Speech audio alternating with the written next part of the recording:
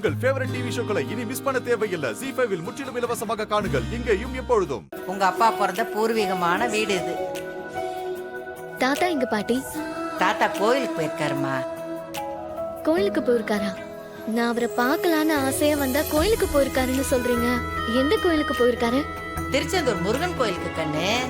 உனக்கு கல்யாணம் நல்லபடியா முடிஞ்சதுன்னா முருகன் கிட்ட வந்து தரிசனம் பண்றேன்னு வேண்டிக்கிட்டு இருந்தாரு. அதான் போயிருக்காரு. அப்ப இந்த தடவையும் அவரை பார்க்க முடியாதா?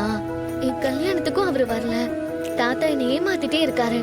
கோச்சிக்காதரா கண்ணு, இது முக்கியமான வேண்டுதல் இல்லையா? அத முதல்ல நிறைவேற்றிட்டு வந்துடுறேன்னு சொல்லிட்டு தான் போயிருக்காரு. ஐயா ஒரு காரியத்தை செய்யணும்னு முடிவெடுத்துட்டாருன்னா யார் தடுத்தாலும் நிக்க மாட்டாரு, போயிட்டே இருப்பாரு. அது அவருடைய வழக்கம்.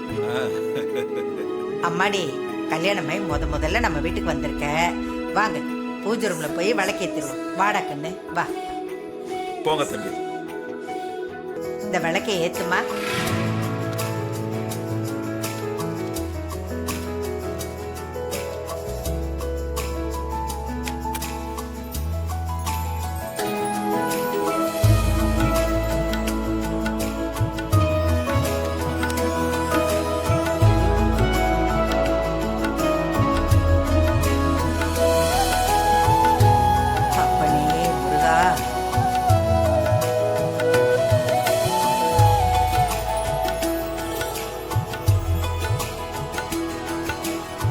ஆசீர்வாதம் பண்ணுங்க பாட்டி.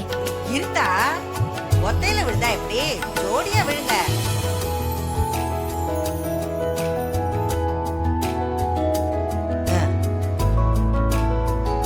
நல்லா இருங்க, நல்லா இருங்க. எந்த குறையும் இல்லாம எப்பவும் நீங்க இதே மாதிரி ஒத்துமையா இருக்கணும். என் அப்பா முருகனே உங்க வயித்துல குழந்தையா பிறக்கணும். நல்லா இருங்க பாட்டி. நான் ஆசைப்பட்டபடி என் கல்யாணம் நடந்து இங்க சந்தோஷமா வந்து விருந்து சாப்பிடணும்னு நினைச்சேன். ஆனா இப்ப எல்லாமே தலைகீழ மாறி போயிடுச்சு. ஏன்டா அப்படி சொல்ற? என் பேரனை தானே கல்யாணம் பண்ணிருக்க, தாராளமா விருந்து சாப்பிடலையா?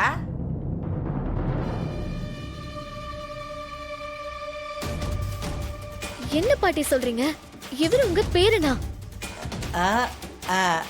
ZEE5 ஆப்பை டவுன்லோட் செய்து அனைத்து எபிசோடுகளையும் இலவசமாக பாருங்க.